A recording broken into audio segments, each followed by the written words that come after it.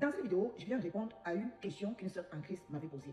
Alors la question c'est quoi? La sœur en Christ veut savoir si Dieu lui a pardonné l'avortement qu'elle a pratiqué avant d'accepter le Seigneur Jésus-Christ dans sa vie. Vous devez savoir que lorsque vous étiez dans le monde, vous étiez dans un temps d'ignorance.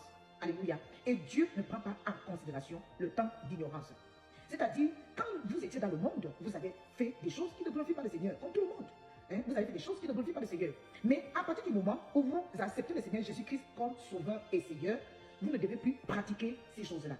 Vous devez savoir que Dieu pardonne tous vos péchés que vous avez pratiqués au temps d'ignorance, c'est-à-dire le temps où vous n'avez pas encore donné votre vie au Seigneur. Dieu pardonne tous vos péchés.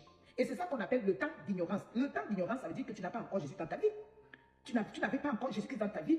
Mais à partir du moment où on donne sa vie au Seigneur Jésus-Christ, il faut arrêter de faire ce genre de pratique. Il faut arrêter les avortements. C'est-à-dire, si vous avez pratiqué les avortements avant d'accepter le Seigneur Jésus-Christ, il ne faut plus jamais le faire. Parce que avorter un enfant, mais c'est un crime. C'est quelque chose que Dieu ne veut pas. C'est quelque chose que Dieu ne veut pas.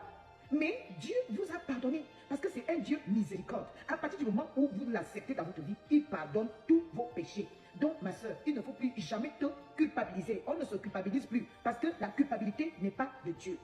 Donc tu dois savoir que Dieu t'a pardonné. Mais maintenant, il faut vivre la vie en Jésus-Christ. C'est-à-dire, on ne pratique plus ce genre de choses. À partir du moment où on accepte le Seigneur Jésus-Christ dans sa vie, on ne retourne plus sur les choses qu'on faisait avant. Voilà, on ne retourne plus. Maintenant, on vit une vie en Jésus-Christ. Maintenant,